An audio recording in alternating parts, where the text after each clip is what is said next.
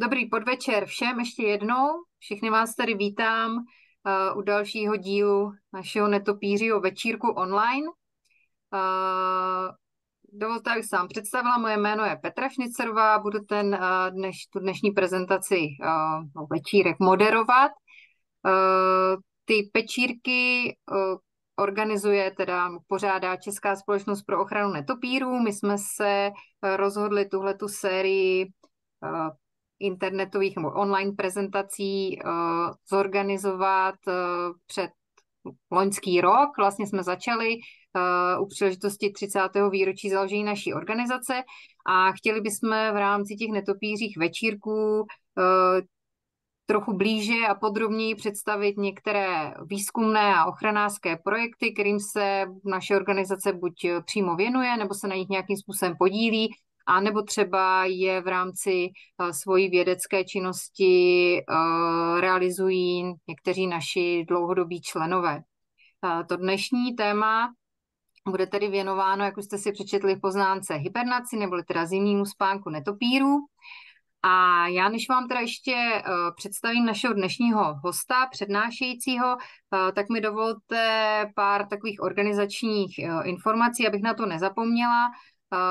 První věc je, že tedy ten webinář se koná v rámci projektu, který je financovaný z grantu od Státního fondu životního prostředí a hlavního města Prahy, takže my tímto děkujeme našim donorům.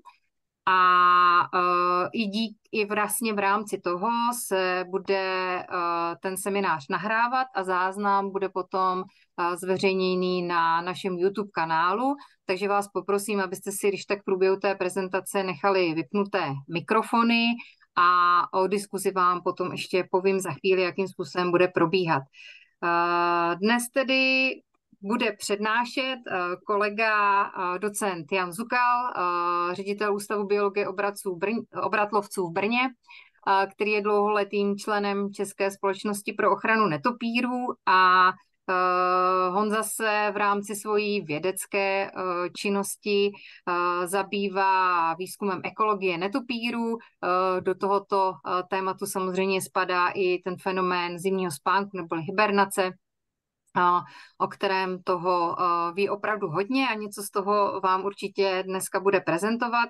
Kromě toho se zabývá například i výzkumem různých nemocí a parazitů netopírů. S tím souvisí i výzkum třeba imunity a podobně. To by nám vydalo asi na samostatný netopíří večírek. Uvidíme, jestli třeba v budoucnosti ho nějakým způsobem nezaměříme, ale dneska se teda vrátíme zpátky a budeme si povídat o hibernaci.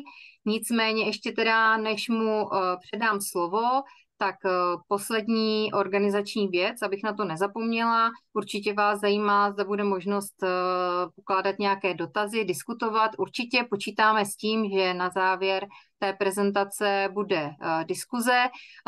Udělali bychom to tak jako v těch předchozích dílech formou chatu, takže já vás poprosím, pokud budete mít nějaký dotaz, tak ho rovnou i během toho Honzova povídání pište do chatu. Kdo nemáte zkušenosti se Zoomem, tak na spodní liště byste měli mít na obrazovce ikonku chat, a když na to kliknete, tak tam se vám rozevře okno, kam můžete rovnou psát ten svůj dotaz a potom klávesou Enter ho vlastně nasdílíte. Ještě vás chci poprosit, abyste to sdíleli pro všechny, aby ty otázky viděli jak přednášející, tak já a vlastně i ostatní účastníci a viděli, že třeba už ten dotaz, který by měli, už je tam zapsaný a nemusí ho teda psát znovu. A my na závěr té prezentace ty dotazy projdeme a Honza vám teda bude na ně odpovídat. Tak, to je snad všechno. Myslím, že jsem, doufám, na nic nezapomněla.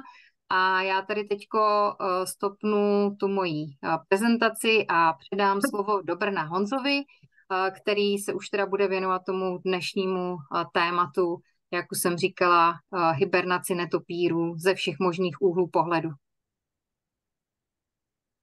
Peťo, moc díky. Já teda s dovolením nasdílím svou prezentaci.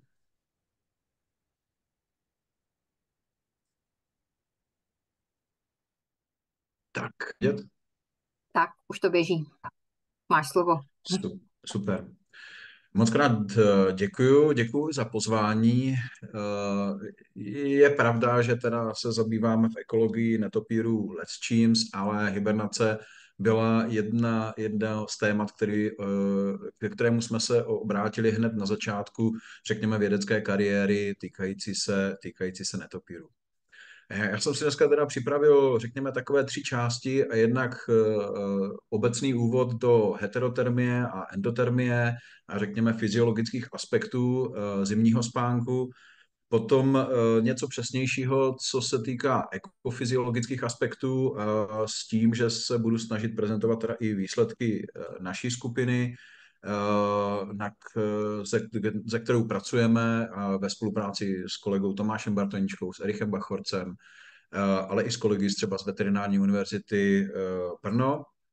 A v neposlední řadě behaviorální adaptacím, které jsou pro nás určitě to zajímavé, tedy co ty zvířata dělají a jak je to pro ně důležité, tahle ta hibernace. Než se dostanu ale k té vlastní hibernaci, tak musím říct, že když jsem se zamýšlel nad tímhletím tématem, tak jsem zjistil, že my máme spojeno s hibernací většinou to, že děláme nějaký monitoring početnosti populací zimujících netopírů.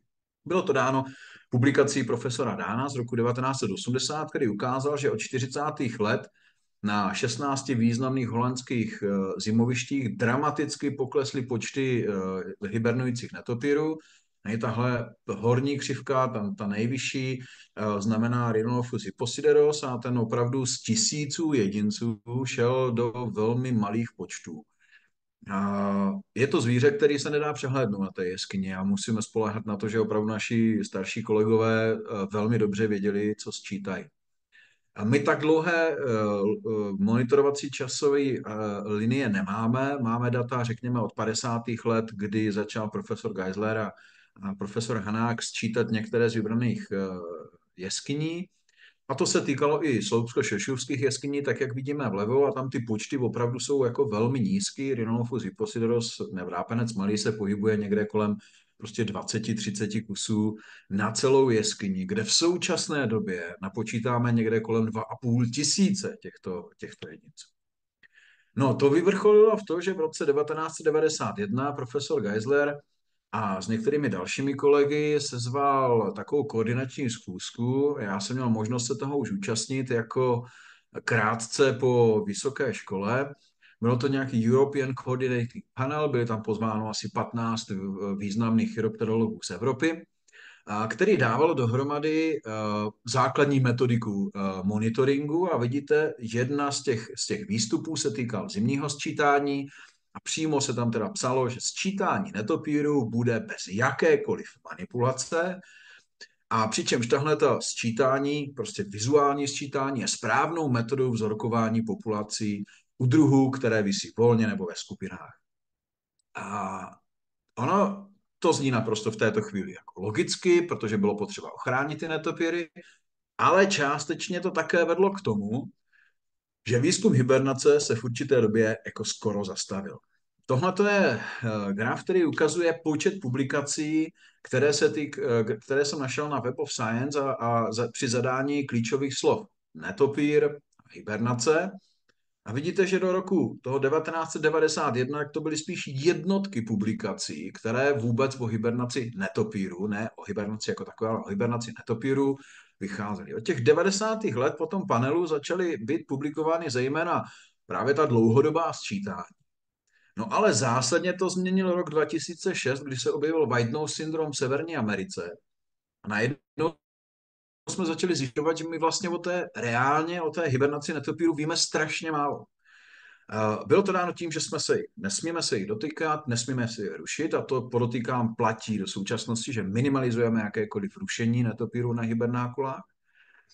Zároveň je to časově náročná, velmi náročná práce, technicky, fyzicky náročná práce, ale vidíte, že přece jenom ten white nose syndrom ukázal, že pokud nebudeme mít znalosti o tom, jak zvířata hibernují, nebo prostě řekněme o různých ekologických aspektech jejich života, tak je nejsme schopni ani správně chránit. No a teďka jsme se dostali do té úrovně, že ročně už vychází kolem 50-60 publikací na celém světě, které se týkají čistě hibernace netopírů. Jen pro srovnání velmi podobný grafek, ale hovoří o spojení dvou slov, a to netopír a detectoring, nebo detectors, nebo ultrasound detectors. Vidíte, že ten vývoj od toho 91. roku je velmi podobný, protože v té době se začaly zavádět masivněji ultrazvukové detektory do výzkumu netopíru. Ten růst těch publikací je velmi významný. Ale na to, že jsme se u hibernace dostali na 60 publikací za rok, tak u detektoringu a echolokace je to 150 publikací za rok. Takže to, že to je nedestruktivní metoda, že je prostě relativně jednodušší a i ten terénní výzkum je jednodušší, ale ukazuje, že se tomu věnuje prostě větší a větší pozornost, pořád ještě víc než u té hibernace. No ale pojďme tedy k tomu zimnímu spánku jako takovému. Než se k té heterotermii dostaneme, tak je nutné říct aspoň pár úvodních slov týkající se obecně endotermie, tedy řekněme stavu, kdy živočichové udržují svoji teplotu těla díky metabolizaci potravy a vytváří se tedy vnitřní teplo tak, aby mohly být aktivní. Na tom grafu je vidět, že můžeme rozlišit tedy taková ta klasické rozdělení endoterm, teplokrevný živočich a ektoterm, studenokrevný živočich, tedy u toho teplokrevného, ať je teplota okolí jakákoliv, tak ve své podstatě ta teplota těla je velmi stabilní. U ektotermu potom ta teplota těla roste tak, jak roste teplota vnějšího prostředí. Existují určité výhody pro zvířata, proč mít endotermii, a to je, že jsou ve své podstatě nezávislá na klimatu. Mohou být aktivní, mohou se teoreticky i rozmnožovat během i nepříznivého období. Zároveň je s tím ale spojen ta zásadní nevýhoda, že je to energeticky velmi, velmi náročné. Efektivnost ektotermů oproti endotermů je téměř desetinásobná. Jinými slovy, endotermové, teplokrevní živočichové, umí zpracovat asi 3% potravy a přenést je na metabolizaci, na ty energetické zdroje, kdežto ektotermové až 40%. Takže jsou výrazně efektivnější. A přitom je nutné říct, že z hlediska velmi obecného velká část biochemických a fyziologických dějů je závislá na teplotě. Tedy ano, teplokrevní živočichové vlastně mají ty fyziologické pochody furt jako aktivní, u těch ektotermů se to mění, ale aby mohl být ten ektoterm aktivní, a tady vidíte to rozpětí potřebu těch energetických nákladů, tak ty ektotermové, ty studenokrevní živočichové umí žít vlastně i trošku jako v širším teplotní nice. A ta regulace vnitřní teploty je potom dána nějakou zpětnou vazbou, která udržuje homeostázu. Tohle je teda graf, který se mně moc líbí, nicméně se vztahuje k člověkovi, ale můžeme to použít i obecně na savce, kdy vnitřní fyziologické pochody potřebují nějakou relativně stabilní homeostázu, teda nějaké rozpětí teplot. U toho člověka se to pohybuje někde kolem 630 stupňů Celsia. A pokud dojde k jakémukoliv vychýlení, tak se nastartují některé zpětnovazební procesy, které tu teplotu upravují, teď myslím teplotu vnitřní těla, tedy teplotu zejména krve, do toho správného rozpětí. Ta vrchní část ukazuje, že pokud se ta krev ohřeje víc než je potřebných 37,5 stupně, tak se aktivují v hypotalamu centra, která jsou zodpovědná za snižování teploty. Začneme se potit, otevřou se pory, dochází teda sekreci potu, tím se ochlazuje ta povrchová část těla, tím se ochlazují pochopitelně vlásečnice, zároveň dochází k tedy vazodilataci, to znamená rozšíření těch vlásečnic, aby ta krev tam lépe mohla proudit. No, dojde ke snížení teploty, opět ta centra, která jsou zodpovědná za kontrolu, to je z té homeostázy k teploty, tak upozorní na to, OK, teď to můžu zastavit. No a naopak je to úplně stejné, akorát se aktivují centra, která zase v hypotalamu, která jsou zodpovědná za produkci toho vnitřního tepla, tedy za metabolismus, za produkci toho vnitřního tepla, ať už je to teda netřesová termogeneze nebo třesová termogeneze, kdy prostě, když je nám chladno, tak se nám začnou stahovat svaly, které produkují a ta práce produkuje teplo, ale zároveň dojde k vazokonstrikci, to znamená, uzavřou se nám vlásečnice v těch distálních částech těla, v prstech, na rukou, na nohách a sníží se průchod krve. Tím se zajistí, aby se neochlazovala a vlastně udržuje se teda, pomalu se zvyšuje teplota a zase se vracíme do té homeostáze.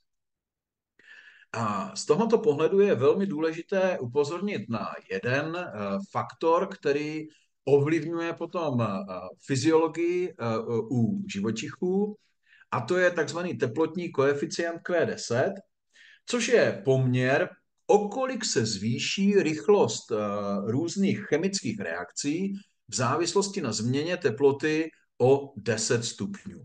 Jinými slovy, pokud máme zvíře, nebo pokud je reakce závislá hodně na teplotě, má tedy vysoký koeficient Q10, při zvýšení o 10 stupňů se velmi výrazně zvýší chemická reakce, tak je to reakce, která je na teplotě velmi závislá, je tedy senzitivní na tu teplotu. A když to převedeme do ekologie, tak když si vezmeme tady, máme dvě zvířata, jedno, které bude mít pro některé procesy fyziologické teplotní koeficient 10 roven 3 a druhé bude mít roven 2, tak vidíte, že při teplotě 20 stupňů bude spotřeba energetická, tedy v tomto případě spotřeba kyslíku, metabolismus, téměř dvojnásobně vysoká, než u zvířete, který má ten koeficient výrazně vyšší. Tedy musíme se dívat na to, jak je ovlivňována teplota, nebo respektive jak jsou ovlivňovány fyziologické procesy s ohledem na změnu vnějšího prostředí. Důležité je říct, že v posledních 10 letech právě s rozvojem výzkumu hibernace, zejména v Severní Americe, tak se ukazuje a potvrzuje, že teplota těla u hibernujících jedinců velmi výrazně, velmi silně koreluje s teplotou okolního prostředí. A tedy teplota okolního prostředí odráží, nebo měření teploty okolního prostředí může být použito jako proxy, jako vysvětlující proměnná pro hloubku hibernace u těchto zvířat. No, další aspekt, který určitě dramaticky ovlivňuje tepelný nebo management teplotní, je velikost těla. Existuje něco jako Kleiberovo pravidlo, což je pravidlo, které popsal profesor Kleiber už ve 30. letech a říká, že vlastně energetický nebo bazální metabolismus u živočichů roste s 0,75 mocninou velikosti těla. Pokud to logaritmujeme, tak dostaneme tyhle ty přímky. Platí to nejenom pro endotermy, tedy pro ty teplokrevné živočichy, ale i pro ektotermy, i pro jednobuněčné organismy. Jenom vidíme, že ty přímky jsou v zásadě paralelní, akorát jsou trošku vyšší. Což znamená, že endotermové mají ve své podstatě nejvyšší rychlost metabolismu z těch 3 skupin živočichů. Ta rychlost toho metabolismu roste stejně rychle, co se týče velikosti těla, ale je výrazně vyšší než u těch ektotermů. A už jsem hovořil o tom, že ektotermové mají lepší efektivitu metabolismu. Zároveň můžeme říct, že platí vlastně tohleto Kleiberovo pravidlo, vychází z takového obecného pravidla, že rychlost metabolismu roste také s relativním povrchem těla, a to zase v mocnině 2,3, tedy 0,66.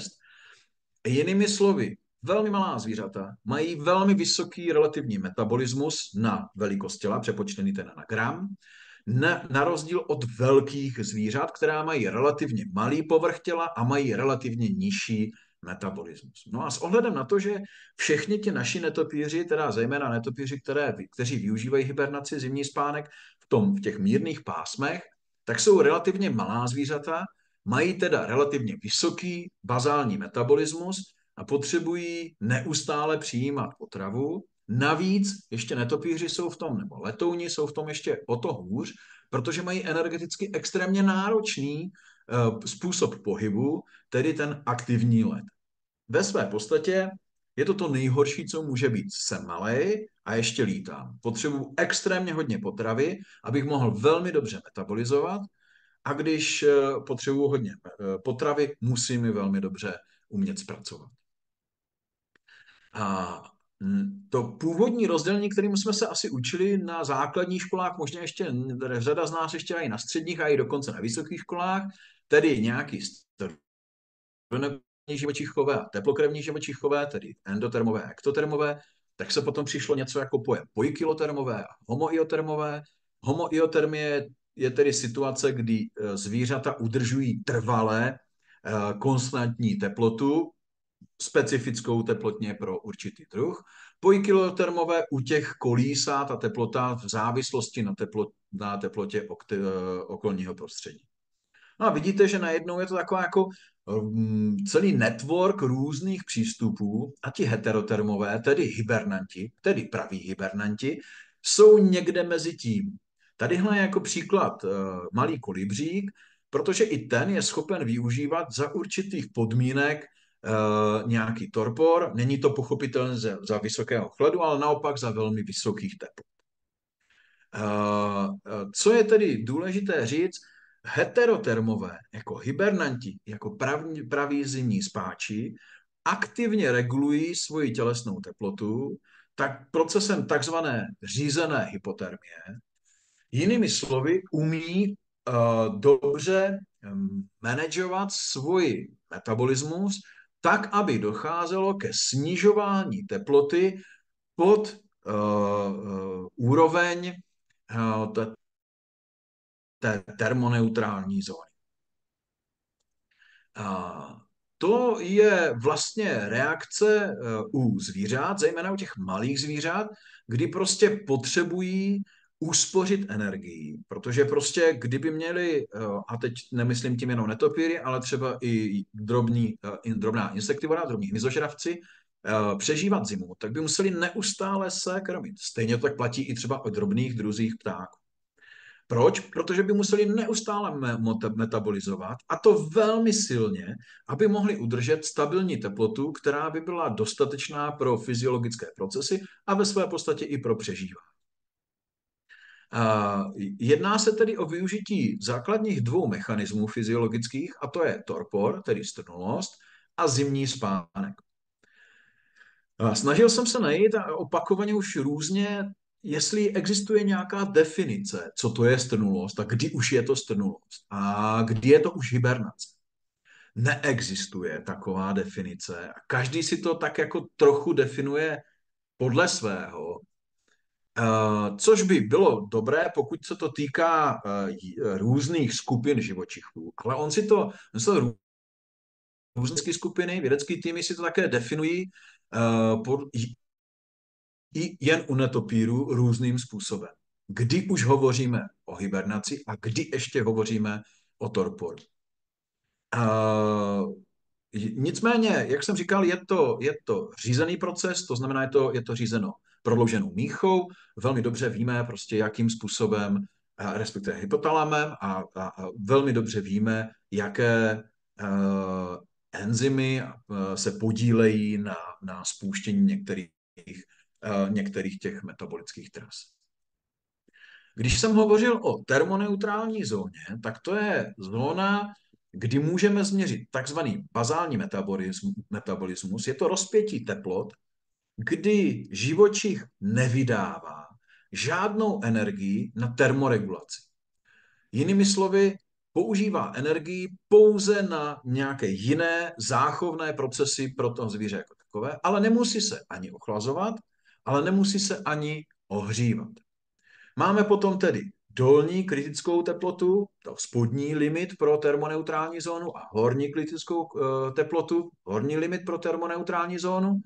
Nad tou horní teplotou, nad tou horní kritickou teplotou musí se živočich začít ochlazovat, protože je to prostě vysoká teplota se zvýšenou teplotou, která ovlivňuje pochopitelně fyziologii, metabolismus toho jedince, musí to zvíře něco udělat, nebo se při dalším oteplování, od zahřívání by mohl dojít až do letální teploty, tedy do nějakého limitu přežití, což třeba u člověka je někde hranice kolem 42 stupňů Celsia. Dole pod tu spodní kritickou teplotou, tak naopak zvíře musí začít metabolizovat. To je celkem širší už jako oblast, protože pochopitelně víme, že zvířata přežívají i v zimě, srnci, já nevím, zajíci a jsou aktivní a musí metabolizovat a používají k tomu různé metody, ať už je to netřesová termogeneze, při těch prostě většímu ochlazení, potom už to může být opravdu jako třes, ale i tak se to zvíře může dostat až do situace, kdy se dostává ke spodnímu limitu přežití, může se podchladit. Většina zvířat přežije po nějakou dobu i podchlazení, dokonce některé zemní veverky bylo zjištěno, že přežijí i teplotu kolem mínusových hodnot, lehce pod nulou. Ale nemůže to být dlouho, protože by to razantně poškodilo fyziologické procesy. Zejména to může roztrhat prostě proteiny, nefungují některé enzymy, no a dochází zase tedy k tomu úmrtí díky podchlazení. U člověka víme, a já se k tomu také dostanu, že většinou ta letální teplota, pokud se dostane pod 24 stupňů Celsia, nebo pokud se teplota těla dostane pod 24 stupňů Celsia, tak již není schopen se vrátit zpátky a vlastně umírá. No a ta reakce pod dolní, pod tou spodní hranicí teplotní je odlišná u homoioterma, tedy u toho, co si udržuje trvale stabilní teplotu. Tady vidíte, že začíná růst energie, kterou potřebuje víc a víc produkovat na to, aby zahříval to svoje tělo. Kdežto u heteroterma, i u hibernanta, je to trochu jinak. Ten to dělá jenom po nějakou dobu a po určité době prostě to vypne a už se mu to nevyplatí. A teď je otázka, jestli tady už někde na hranici třeba 20 stupňů Celsia teploty těla už hovoříme o hibernaci, nebo tak, jak to vnímáme spíše my, někde až v těchto hodnotách kolem 5 až řekněme 15 stupňů Celsia můžeme hovořit o hibernaci. Z hlediska evolučního heterotermie, a teď myslím nejenom hibernace, ale třeba schopnost upadávat do torporu, nejčastěji do denního torporu, je známá minimálně u 12 čeledí z 21 popsaných čeledí letounů, přičemž to využívání denní strnulosti je ancestrálním tím původním stavem. Hibernace jako taková schopnost opravdu té hluboké hibernace se na základě výzkumu nebo výzkumu od skupiny Nancy Simmons ze Smithsonian Institute a Národního muzea v Americe, tak ukázala, že vznikla minimálně 4krát. Za prvé je to teda to nám asi nejznámější, tedy ta část, kde jsou vespertilionidi, respektive čeleď Molossidé. Pak to vzniklo po druhé asi směrem k novozélandským mystacinám, pak zástupcům čeledi Emballonoridae a poslední je čtvrtá linie a to je skupina, kam patří i naši vrápenci, tedy Rhinolophidae a Rhinopomatidae. Tenhle ten strom byl vytvořen, ale vidíte, že, já jsem zapomněl říct, že tady v těch zelených bodech, ale vidíte, že daily torpor umí využívat i třeba velcí kaloni.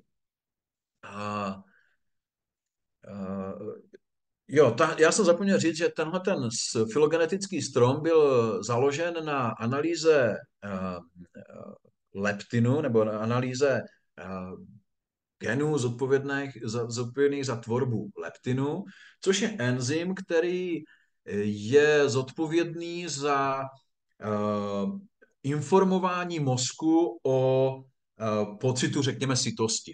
O tom, jestli je tělo dostatečně zajištěno prostě energeticky. A ono se ukázalo, že to vůbec s ním nesouvisí a že v evoluce, vývoj, hibernace bude souviset s úplně odlišnými aspekty.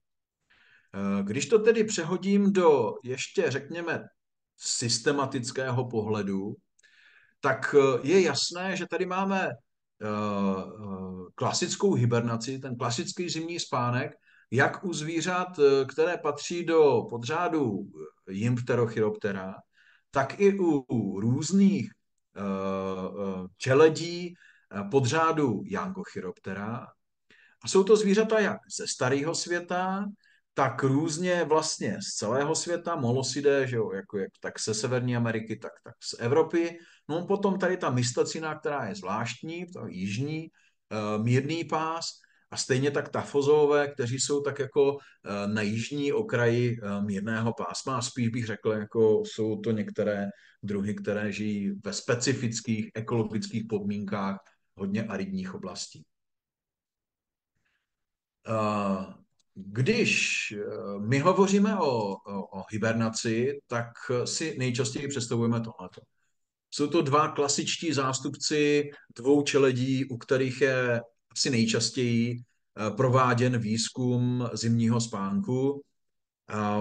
Toto konkrétně jsou teda, opravdu zvířata z České republiky, vrápenec malý, Rhinolophus hyposideros, a netopír velký, Myotis myotis.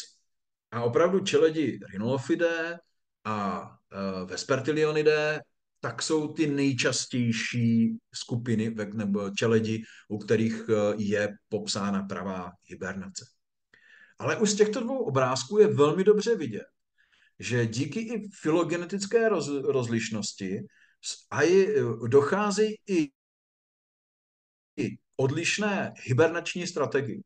To umíme jako v rámci monitoringu, to zná úplně každý, to se každý jednoduše naučí, i speleologové, řekněme amatéři, kteří chtějí rozpoznávat netopíry na zimovišti. No tak vrápenec, krásně zabalený do té letací blány, visí vždy samostatně, výjimečně se dotýkají, naopak rod Myotis, případně i teda ostatní rody čeledi Vespertilionidae mohou vytvářet různě velké klastry, dost často jsou zalezlí v různých štěrbinách a tak dále.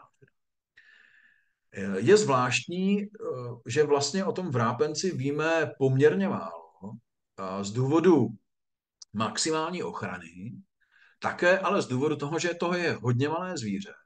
Přitom fyzikálně a řekněme fyziologicky je to hodně zvláštní zvíře, že vlastně vystavuje tomu vnějšímu prostředí křídelní blánu, která může způsobovat největší energetické ztráty. Místo, aby se odděloval od toho vnějšího prostředí, no těmi chlupy, které mají fungovat jako nějaká teplotní bariéra. Nevyužívá žádné další adaptivní chování. Upřímně, jak dostanu se k tomu za chvilku, víme toho o něm málo, ale co víme, ukazuje, že opravdu ta hibernační strategie je odlišná. A pravděpodobně bude i odlišná s ohledem na, řekněme, molekulární úroveň nebo orgánovou úroveň, tedy adaptace evoluční, které mohou nebo napomáhají těm zvířatům tu nízkou teplotu.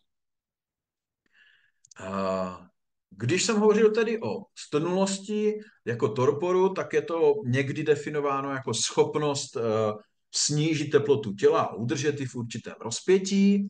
No a hibernace, ten zimní spánek, je vlastně někdy definován jenom jako prodloužený torpor. A prodloužený na dny, týdny a dokonce i měsíce. A ten pokles teploty je důležitý, ale jak jsem s ohledem na tu velikost těch letounů a zároveň energeticky náročných let, tak je to dáno také tím, že nejsou schopni doplňovat své energetické potřeby, protože u všech mizožravých druhů netopírů v zimě prostě potrava není dostupná.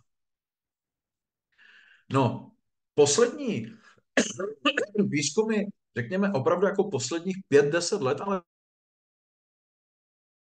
bude, Že takové to jednoduché zobecnění hibernující netopýři znamená, že sedí někde v jeskyni ve stabilních teplotách, jsou úplně zatuhlí, neplatí. Že je to určité spíše ekologické kontinuum od eutermie, tedy standardní aktivity, přes nějakou schopnost využívat denní, či delší, či prodloužený torpor, až po úplně jako tu klasickou hibernaci typických hibernantů, a teď myšleno zejména jeskyních hibernantů nebo hibernantů, kteří využívají podzemní prostory s velmi stabilními mikroklimatickými podmínkami. Nejde v tomto případě jenom o teplotu, ale také hlavně o vysokou vlhkost, která zajišťuje, že vlastně ta křídelní blána, která je velmi náchylná k případnému vyschnutí, tak má dobré podmínky na to, aby i při inaktivitě toho jedince zůstala, řekněme, v dobrém stavu. Že ten denní torpor nemusí být také odpovědí nebo obecně použití torporu, zejména toho kratšího, tedy řekněme denního torporu, nemusí být odpovědí vždy jen na nízkou teplotu. Ukazuje asi minulém roce nebo začátkem letošního roku publikovaná práce od skupiny Diny Deichmann, německé kolegyně, kteří potvrdili, že netopíři rezavý, Nyctalus noctula, jsou schopni využívat denní torpor i jako v reakci na vysoké teploty během letního období. Je to logické, protože tenhle ten druh je určitě jeden z těch, které se nechovají stejnou strategií jako ti klasičtí hibernanti, a to z toho důvodu, že využívá úkryty, které nejsou tak stabilní. Ať už jsou to dutiny ve stromech původní, nebo v současné době různé štěrbiny a úkryty na lidských stavbách, protože tyto úkryty daleko častěji mívají velké změny v teplotním režimu. I v chladném zimní sluníčko a osvítí takovýto teda kmen stromu, východní strana nějaké budovy, tak v tom úkrytu dojde k výraznému navýšení teploty. A to je vlastně špatně pro hibernující netopýry. Ukazuje se, a naše nepublikované údaje ukazují to, že vlastně Nyctalové sice upadají do hibernace, ale daleko do mělší hibernace, kterou bychom možná mohli nazvat torporem, než je to u těch ostatních druhů rodu Myotis třeba, ale naučili se, řekl bych, takzvaně nereagovat.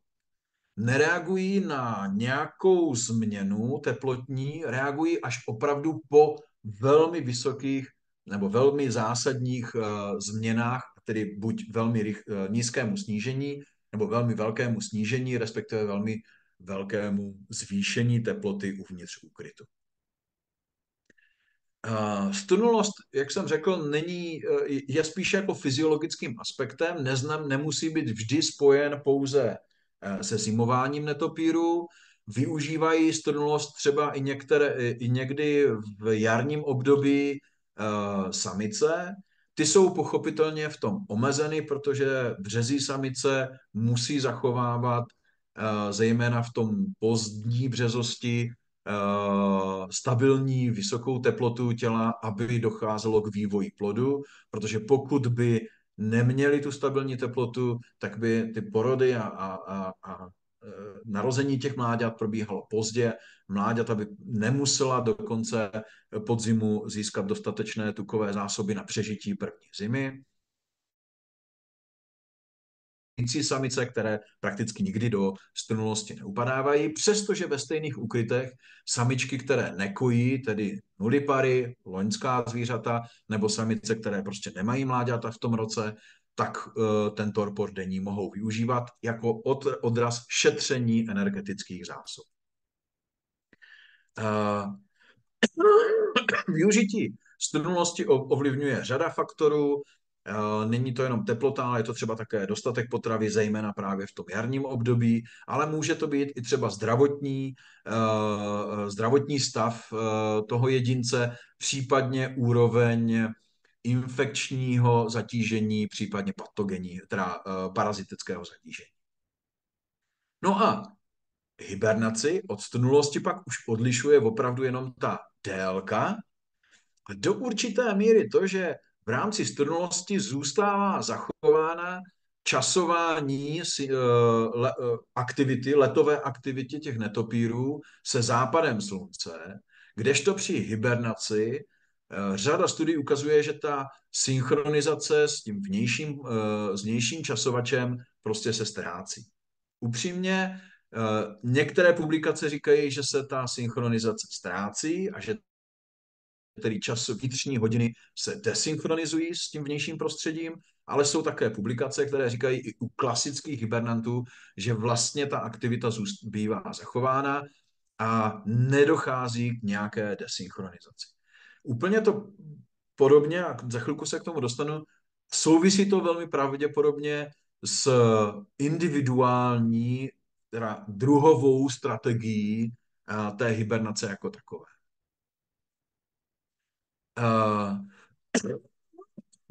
Ty potlačení těch biologických hodin, těch vnitřních časovaců u hibernace, je způsobeno změnou produkce melatoninu, tedy látky zodpovědnou za spánek a potažmo i teda za hloubku té hibernace jako takové.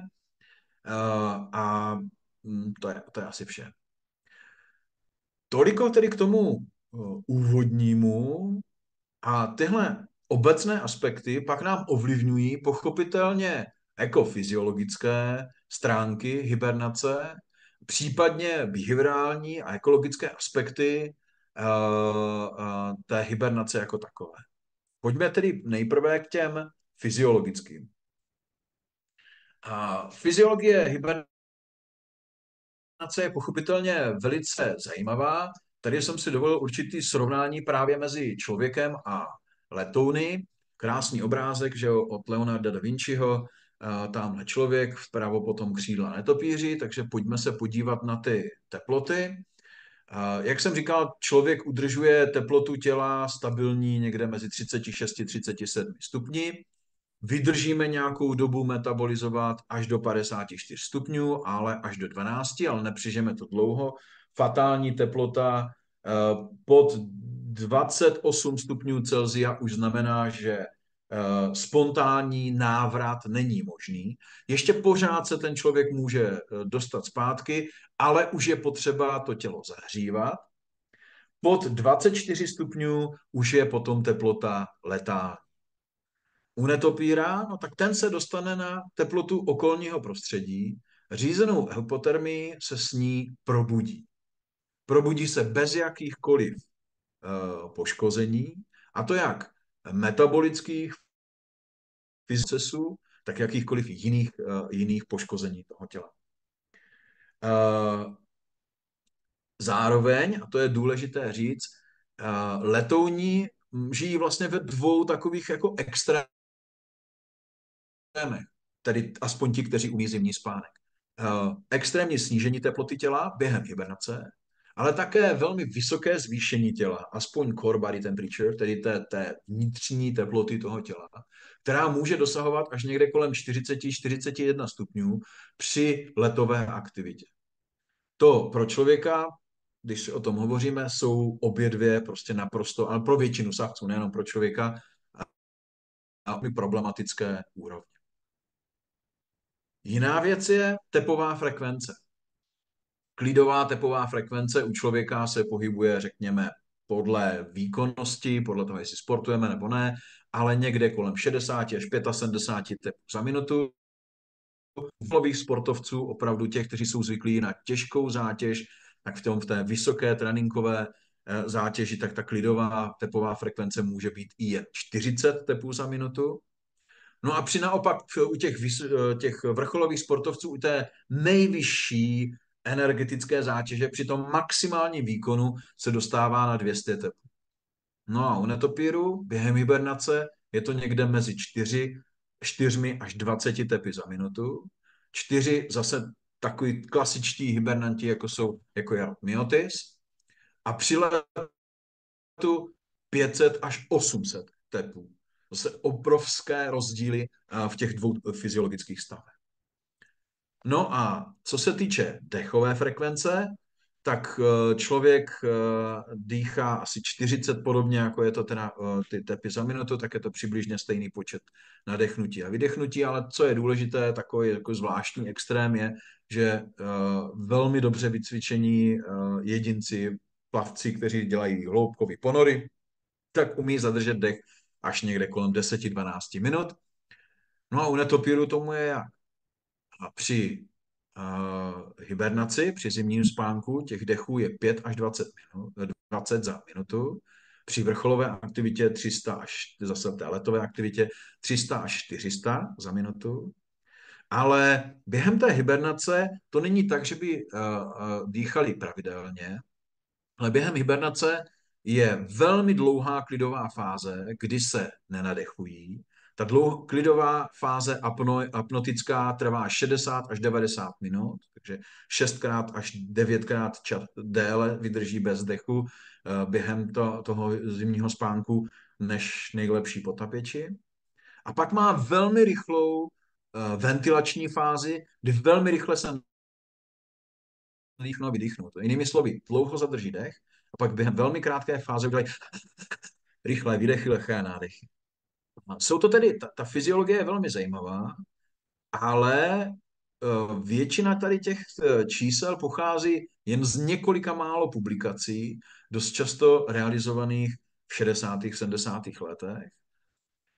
Novější výzkumy ukazují, že to zase nebude úplně tak platné a zobecnitelné pro všechny druhy letounů, protože prostě některé druhy při letu, při těch moderních záznamech vysokorychlostníma termokamerama, tak se ukazuje, že ta teplota těla třeba při letu nebude až tak 40 stupňů, ale třeba jenom, a teď říkám jenom v vozovkách, jenom 39 stupňů.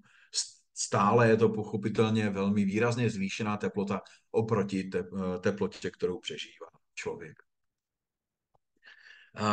No a tady teda dávám některé z našich výzkumů. Ono se ukazuje, že využití moderních technologií nám umožňuje přece jenom trošičku víc nakouknout do různých aspektů hibernace. A právě ve spolupráci s veterinární univerzitou jsme začali pracovat na využívání buněčných linií pro studium některých aspektů, molekulárních aspektů hibernace. No a ono se ukázalo, že prostě když chceme buňky kultivovat, tak se to standardně dělá při 37 stupních. Jinými slovy, vytvoříme si ty buněčné linie, chceme je nakultivovat, kultivují se standardně při 37 stupních. No, jsme si říkali, dobře, tak vyzkoušíme, jestli buňky, v tomto případě jsou to tedy grafy o makrofázích, o bílých krvinkách, ale máme stejné podobná data i o třeba fibroblastech, tedy buňkách z kůže. A ono se ukázalo, že ty netopíři buňky, na rozdíl od myších buněk, od stejných typů myších buněk, které nepřežívají nízké teploty, jsou schopny i při nízkých teplotách proliferovat. Tedy přežívají. Tady vidíte tu modrá a ta zelená křivka ukazují tedy, jak se během 6 dní množily ty buňky. Přičemž 8 stupňů představuje, teda modrá křivka ukazuje 8 stupňů, tedy nějakým způsobem to modeluje tu vlastní hibernaci. A zelená křivka potom 17,5 stupně, což považujeme za nějakou právě takovouto mírnější snížení teploty při denním torporu. No a ukázalo se, že prostě ti netopíři buňky, ať už jsou to makrofágy z imunitního systému, fibroblasty, ale ještě potom i některé další typy buněk, bez problémů tu nízkou teplotu přežívají a umí se i rozmnožit. Ten obrázek vpravo pak ukazuje, od vrcha dolů je to světelný mikroskop a elektronový mikroskop, fluorescenční mikroskop, s tím, že nahoře jsou to buňky kultivované při 8 stupních, uprostřed 17,5 a dole při 37. No tak při těch 37 se opravdu jako ty buňky hodně namnoží. U těch 8 stupňů nenamnoží se tak moc a navíc na rozdíl od těch 17,5 stupně jsou jako takové zhluknuté. No ono se ukázalo, že i ty buňky vlastně se chovají velmi podobně jako celý organismus s ohledem na metabolismus. Tedy při těch 8 stupních se snažili zmenšit svoji relativní povrchovou plochu. Celkově se ty buňky zmenšily, zakulatily se a ještě se zhlukovaly. Na rozdíl od těch standardních buněk, to vrátím zpátky, tady to možná bude vidět, které jsou prostě, ty makrofágy jsou poměrně velké buňky, že jo, žerou, jsou takový prostě požírači těch cizorodých látek, které se dostanou do krevního oběhu. Než to tady jsou ty buňky při těch 8 stupních kulaté, jsou menší a jsou zhluknuté do nějakého většího zvuku. Nicméně je zajímavé, že a tohleto ty myší buňky vůbec neudělaly. Prostě nepřežijí takovouto nízkou teplotu, nejsme schopni je kultivovat při nízkých teplotách. No, ale řeklo by se, fajn, tak vám přežívají ty buňky, ale jsou fakt funkční. A ukázalo se, že ty makrofágy, které jsme kultivovali i při těch nízkých teplotách, byly úplně stejně funkční. Během 6 minut se dostali a měli stejnou imunitní odpověď jako makrofágy kultivované při 37 stupních. Jasně, na začátku při vytažení z těch nízkých teplot přece jenom ta reakce nebyla tak velká, ale již po 6 minutách uměli reagovat. Kdybychom to tedy převedli do celotělového vysvětlení, i když to zvíře má jen 6 stupňů, nebo v tomto případě 8 stupňů, tak již po 6 minutách po zahřívání makrofágy umí odpovědět tělo jako jedna z primárních bariér imunitního systému. No, pak zcela náhodou se nám také stalo, že se některé buněčné linie daly do -20. Což už jakoby řekl, no tak ale -20, vytvoří se krystálky vody, roztrhají buňky, to nemůže žádná buňka, savčí buňka přežít. No ono se ukázalo, že tomu tak vůbec není. A že jsou ti netopíři buňky schopny přežít teďka -20 stupňů po dobu 24 hodin bez problémů. A začínají se potom dělit s tím, že pokud jsme do toho média přidali glukózu, tak čím byla vyšší koncentrace glukózy, tím byla potom jako vyšší schopnost přežívání u těch buněk, přičemž nejvyšší byla u těch buněk nervových. Logicky, nervy, mozek potřebuje ten netopír, respektive všichni hibernanti, mít zachovaný co nejlépe. Ty netopíří nervové buňky umí přežívat opravdu nízké teploty, dokonce i zmražení a jsou funkční. A druhý potom nejlepší byly dvě metabolicky velmi aktivní buňky, a to jsou hepatocyty, buňky ledviné. No a to, co jsem říkal o těch makrofázích, tak ty naopak jako přežívají jako trošku míň, ale přežívají velmi, velmi dobře taktéž. Tedy nejenom, že ty buňky netopírů jsou tedy adaptovány k tomu žít v nízkých teplotách a udržovat svůj život i při těch nízkých teplotách, ale umí minimálně krátkodobě přežít i zmražení. Druhým takovým významným fyziologickým aspektem, co se týče hibernace, jsou potom energetické zásoby, které si zvířata vytvářejí.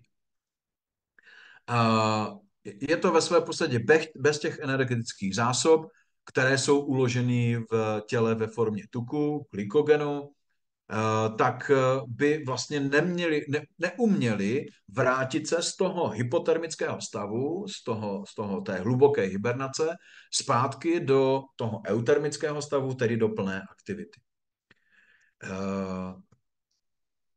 Že ukládání toho tuku není dáno tím, že by ta zvířata během podzimka víc žrala, že by konzumovala daleko větší množství potravy. Ale spíš tím, že naopak začínají v tom podzimním nebo brzkém období přípravy pro hibernaci pomalu častěji a častěji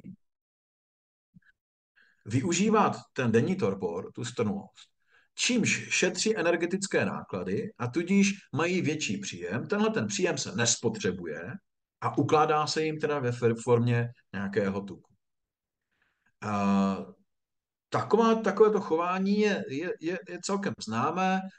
Zase můžeme se setkat třeba už i v období první poloviny září, kdy můžeme přijít do jeskyně a jsou tam klasicky zahybernovaní třeba vrápenci nebo některé druhy zase vespertilionidu s tím, že nejsou aktivní, ale je to jenom denní strnulost, během následujícího dne už zase odlétnou. To je ve své podstatě forma šetření tedy energetických nákladů a ukládání energetických zásob ve formě tuku. Obecně známe, že energetické zásoby se ukládají ve dvou formách, a to bílé tukové tkáni, která je rozprostřená řekněme, po celém těle, zejména v té abdominální části, kdežto hnědá tuková tkáň je zejména, to se dostaneme za chviličku, je zejména tedy na ventrální části, na dorzální těla mezi lopatkami, je velmi bohatá na mitochondrie, to vidíme tady na obrázku, jsou takové ty modré tečky, kde dochází k velmi rychlé přeměně energeticky bohatých látek a produkuje se to teplo a pak se rozvádí to teplo tedy krevním řečištěm do ostatních částí těla, zejména do mozku nejprve, protože musí dojít k nějaké koordinaci dalších aktivit a později teda do těch v té době ještě vazokonstriktovaných částí, a to jsou ty okrajové části toho těla. A tadyhle je tedy to umístění a zase řada z nás asi pracovala s netopíry i během hibernace. Když toho netopíra vezmete na chvilku, netopíra velkého, myotis vezmete do ruky a necháte si ho v té ruce, tak tím, že začne teda produkovat to teplo, tak opravdu je cítit na té ruce, že v té mezilopatkové oblasti ta produkce toho tepla je opravdu extrémní. Jinak, co se týče energetických zásob, tak oni musí vytvářet určité množství. Počítá se, že to je někde kolem 20 až 30 z hmotnosti těla na počátku hibernace, tedy zase u toho netopíra velkého hovoříme o tom, že je to někde kolem 5 až 7 gramů tuku. S tím, že heterotermové, tedy ty praví hibernanti, využívají k zvyšování, na to jsem zapomněl, během toho podzimku nejenom, že teda snižují ty náklady, tak také zvyšují konzumaci potravy, typu hmyzu, která je bohatá na lipidy, zejména nenasycené mastné kyseliny.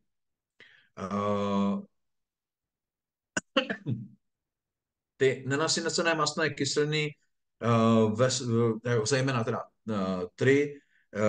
triacylglyceridy, které nesou teda 3 řetězce nenasycených mastných kyselin a napomáhají velmi výrazně zvyšování těch tukových zásob. Nenasycené mastné kyseliny mají dvojí funkci. Buď jsou zabudovávány do buněčných membrán, nebo jsou ukládány právě v podobě chinolmikronů do té zásobní tukové tkáně.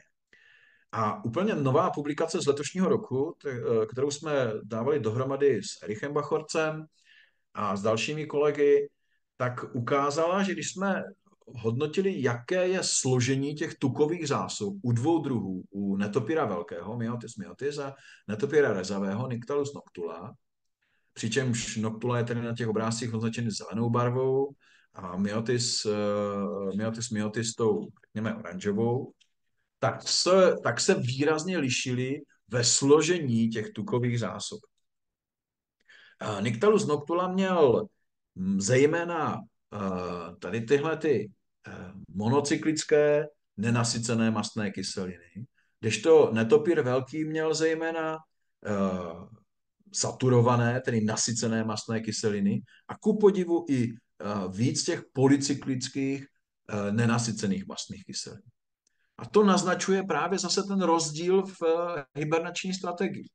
Myotis, který hibernuje v jeskyních za stabilního prostředí, potřebuje mít stabilní tukové zásoby, což jsou právě takové ty nasycené mastné kyseliny, kde těch zásob je v tom řetězci uloženo velké množství, kdežto Nyctalus noctula, který dost často při těch různých výkyvech teplot v jeho ukrytu musí přece jenom trochu reagovat a potřebuje občas uvolnit nějakou energii, tak je pro něj výhodnější, aby měl ty monocyklické nenasycené mastné kyseliny, které jsou jednodušeji, a to zjednodušují, jednodušeji a rychleji metabolizovatelné.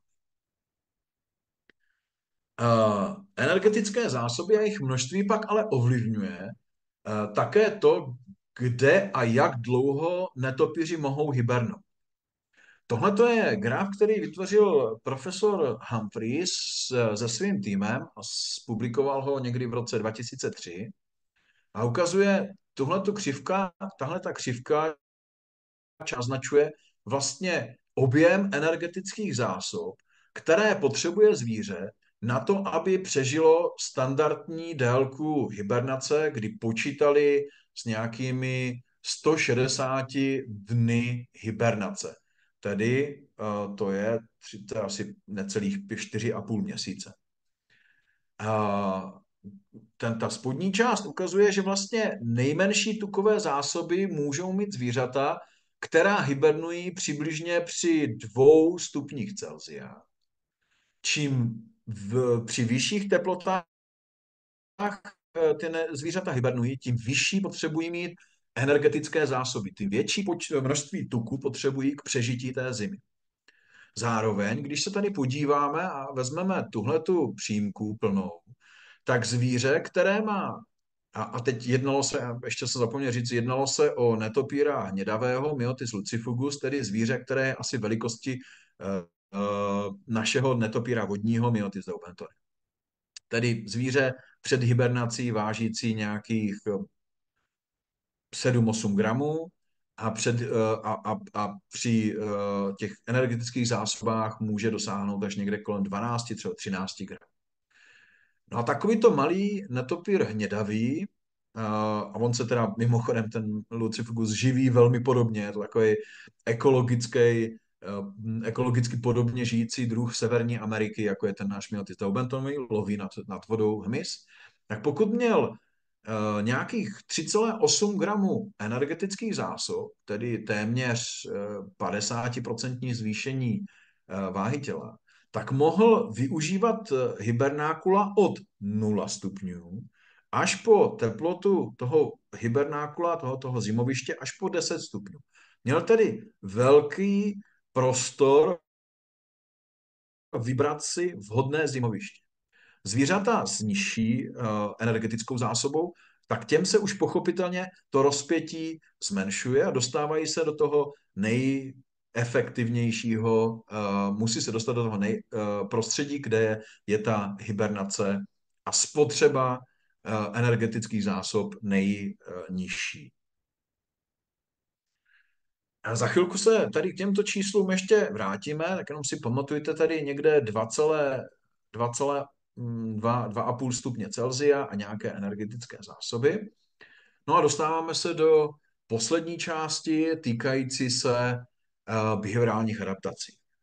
Ty jsou asi jedny z těch více studovaných, protože se týkají opravdu toho, co ta zvířata na zimovišti dělají, jakým způsobem se chovají, kde se nachází na těch zimovištích a podobně. Tady je nutné podotknout, že řada třeba modelů nebo některých výpočtů nebo těch modelů profesora Humphreys počítá s relativně krátkou hibernací, protože v mírném pásmu ta hibernace trvá výrazně delší dobu. Určitě víme, že zvířata začínají opravdu jako hibernovat nebo už prodlužovat ten hlubší torpor někdy na konci října. Jak jsem říkal, už klidně i v průběhu září při špatných teplotách mohou využívat delší či kratší strnulost. A výlet z těch úkrytů je někdy v polovině dubna, někdy se to posunuje, ale také klidně až na začátek května. Je to tedy období, řekněme, skoro 6 měsíců, tedy 180 až 200 dní, kdy zvířata využívají hibernaci. Pochopitelně ta hibernace není úplně stejná v úplně celém období.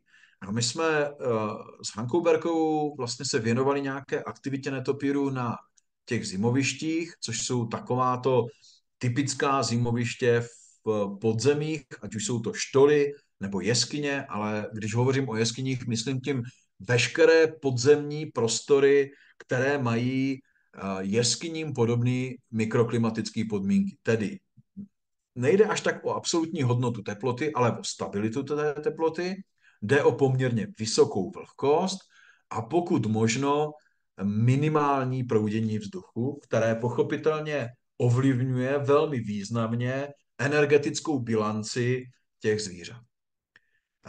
Těch úkrytů je relativně málo a můžeme celkem dobře nadefinovat, jak asi budou vypadat. Tohle je graf s izoklinama, teplotníma izoklinama, termoklinama, které ukazují dlouhodobou průměrnou teplotu, povrchovou teplotu na Zemi. A vidíte, že jako Česká republika se nachází někde, a teď musím říct, že jsem tam viděl i Romana Lehockého, tak Slovensko se nachází někde mezi izoklinama 5 stupňů a 10 stupňů.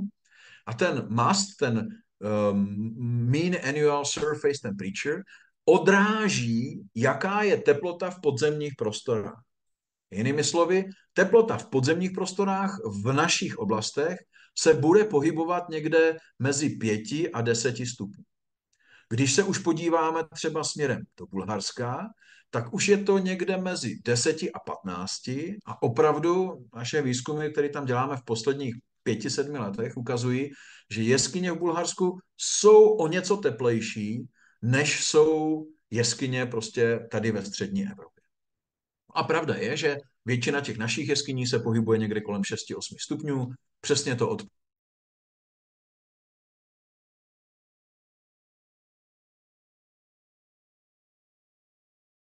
jsou určité části v těch podzemních prostorách, které mohou mít i odlišnou teplotu, ale ta je dána zejména geomorfologií té konkrétní lokality. Mohou tam být prostě chladnější kapsy, mohou tam být teplejší kapsy, které jsou třeba prostorově omezené, ale velmi obecně, pokud neměříme jenom několik málo hodnot, tak se většinou dostáváme do tady tohoto Mean Annual Surface Temperature hodnot. No a druhý aspekt, který je pro ně problematický, je to, že těch úkrytů je málo a jsou zhloučeny. Většinou proto, že jsou to jeskyně, které jsou vázány na krasové oblasti. Tadyhle vidíme mapu krasových oblastí v Severní Americe, to jsou ty zelené plochy, ano, vidíte, že to je relativně málo a teď ne ve všech prostorách jsou potom vytvořeny podzemní, ne na všech lokalitách, ve všech regionech jsou vytvořeny podzemní prostory. Přesto přeze všechno tadyhle Texas, jižní, velice teplé jeskyně, ale taky ty jedny z největších. Tadyhle na severovýchodě oblast teda toho státu New York, kde je počátek White Nose syndromu v Severní Americe, šíření tady tímhletím jihozápadním směrem na středozápad Ameriky, ale také tady na severní část třeba Floridy a do dalších států. No a nejenom, že jako jsou omezení jenom určitýma oblastmi. V České republice jsou to pohraniční hory, kde jsou spíše štoly, a pak krasová území, ať už je to Český kras, Moravský kras, Jihomoravský kras. Tak ještě z těch všech lokalit mohou ti netopýři pro hibernaci použít jen některé. V jednotné evidenci speleologických objektů v České republice je zapsáno 2227 jeskyní a propastí. Z toho je 1771 krasový, ale máme sčítáno jen asi pravidelně, řekněme, 600 úkrytů v rámci zimního monitoringu. A opravdu významných zimovišť je, řekněme, do stovky. A to platí i potom nejenom pro Českou republiku, ale i pro ostatní státy. Vidíte, že třeba, když se vrátím k tomu Bulharsku, tak většina těch jeskyní a podzemních prostor je tadyhle v pohoří Stará planina, sorry, tady na severu, anebo v jižní části, naopak v těch pohoří Rodopy, Rila, Pirin. No a tady zase naopak třeba v Ukrajině, že jo, v té rovině toho Povolží a Podněstří nejsou takovéto ukryty téměř žádné. V Rusku jsou to vždycky, já jsem tyhle ty lokality navštívil, tak jsou to vždycky jako takové jednotlivé kopečky, které se objeví v úplné rovině toho evropské části Ruska. A vidíte, ještě jsem si vložil jeden slide, o kterém jsem vlastně, úplně jsem ho na něj zapomněl. Ale zvířata mohou mít pochopitelně i jinou strategii, než jenom využívat zimování, ale je to také to, že mohou odmigrovat. A u nás o tom víme, že rozhodně migrují do některých jižnějších oblastí minimálně netopýři pipistrellus, protože těch zimovišť, kde bychom těch pipistrellů, kterých jsou tisíce, měli, tak je strašně málo a spíš, když už jsou v té Evropě, tak jsou v té mediteránní části. No a v Severní Americe je to potom tahle Tadarida brazilská, Tadarida braziliensis, která minimálně tady tyhle populace, které jsou právě z Texasu a z Nového Mexika, tak migrují potom do středních oblastí Mexika jako takového, kde nehibernují, ale využívají pouze řekněme, denní nebo prodloužený torpor. V roce, vlastně před 4 lety, Justin Boyle ještě s 3 dalšími kolegy vytvořil teorii optimální hibernace, která vychází z té Humphreysovy křivky energetických nákladů na hibernaci. Ta křivka vlastně, tak jak byla ta čárkovaná, tady někde kolem těch 2 stupňů, tak to jsou ty energetické náklady. A oni k tomu přidali ještě další náklady, které jsou spojeny s hibernací. A je nutno říct, že vlastně kromě těch energetických nákladů přidali freezing cost, tedy pravděpodobnost toho, že to zvíře zamrzne, tak tady jasně k tím nižším teplotám se zvyšují ty náklady spojené s tím freezingem. Naopak, čím je vyšší teplota okolního prostředí, no tak snižují se náklady na predaci, protože ta zvířata při těch vysokých teplotách jsou aktivní a mohou odletět. Ale co vůbec netušíme, ale přesto tam se s tím dá počítat, jsou takzvané non-energetic physiological costs. To je něco, o čem v zásadě se v této chvíli jenom spekuluje. A to je taky ale důvod, proč, jak Petra říká, že jsme se pustili do určité míry i do výzkumu těch patogenů a parazitů, protože hibernace sebou nese mimo jiné dramatický útlum imunitních reakcí, přestože jsme ukázali, že makrofágy umí fungovat i při nízkých teplotách. A to, že jsem v hibernaci, může způsobovat, že vlastně nemám spuštěnou imunitní odpověď a jsem tedy teoreticky náchylnější k napadnutí ať už virovými, bakteriálními nebo plísňovými onemocněními. No a white nose syndrom je jeden z těch neenergetických fyziologických nákladů, který evidentně severoamerické naivní populace, které prostě neznali a neměli ani behaviorální adaptace, ani fyziologické, ani imunitní adaptace na takovýto patogen. Navíc patogen se dostal do prostředí, které pro něj bylo výhodné, protože ty lokality, které jsou v severní a ve střední části USA, jsou teplejší, jsou podobnější těm balkánským oblastem, kde se ta teplota pohybuje někde kolem 13 stupňů. A v světě div se, optimum pro růst plísně Pseudogymnos destructans, Pseudogymnos destructans je někde mezi 13 a 15 stupni.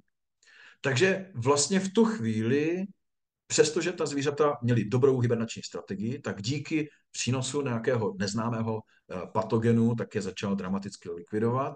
A to jsou ty neenergetické fyziologické náklady, protože kdyby ta zvířata hibernovala při jiných teplotách, mohou se teoreticky tomuto patogenu vyhnout.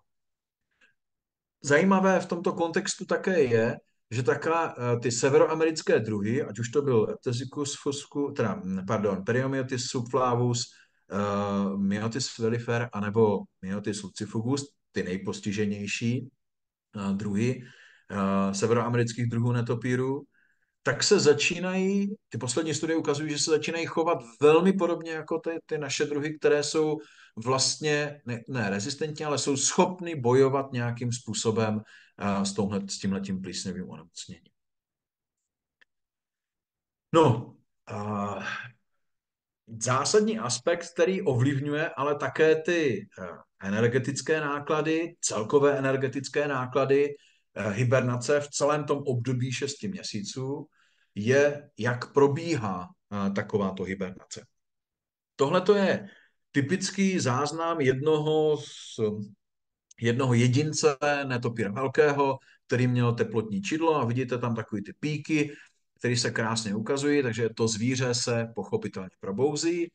To jsou teorie, které vysvětlují, proč se probouzí ta zvířata, je několik, ale z velké části všechno jsou to teorie a žádná z nich nebyla vyvrácena, ale také ani nebyla úplně zásadně potvrzená.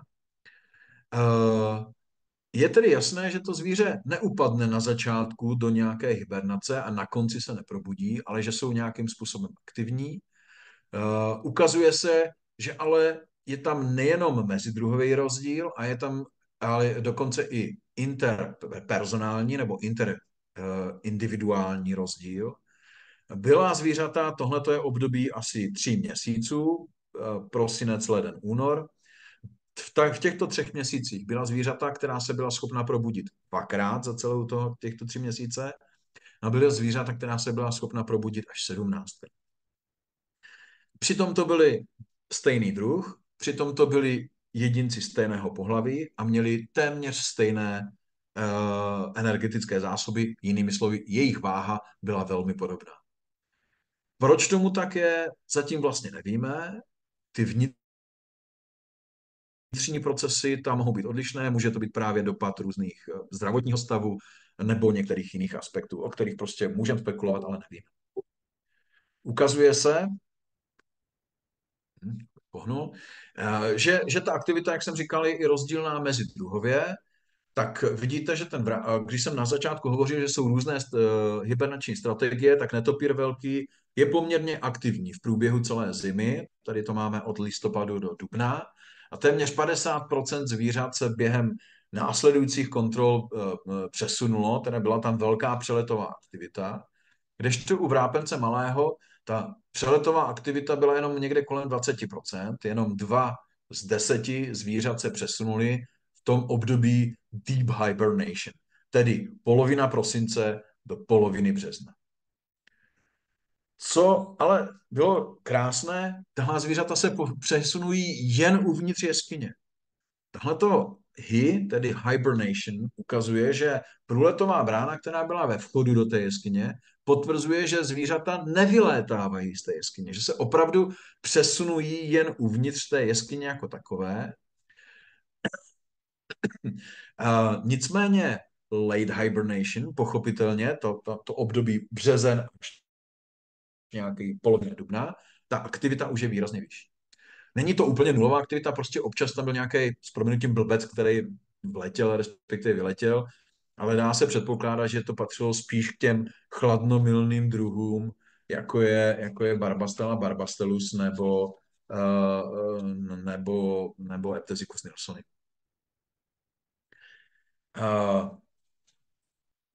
Asi před měsícem jsem byl na obhajobě jedné práce, kde se nás zeptal profesor Tkarlec na jednoduchou otázku. Co je vlastně dřív? Je změna metabolismu nebo změna teploty během probouzení, respektive i během usínání. A když jsme potom začali pátrat, tak jsme zjistili, že vlastně jsou to jenom obecné konstatování, že během hibernace se dramaticky snižuje teplota těla a dramaticky se snižuje metabolismus.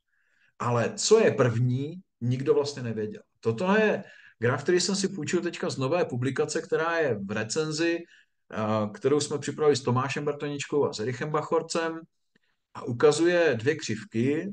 Ty tečky, to je metabolismus měřený z respirometrie, spotřeba kyslíku, kdy tadyhle ten bod 1 je výstup z hibernace, výstup z toho torporu.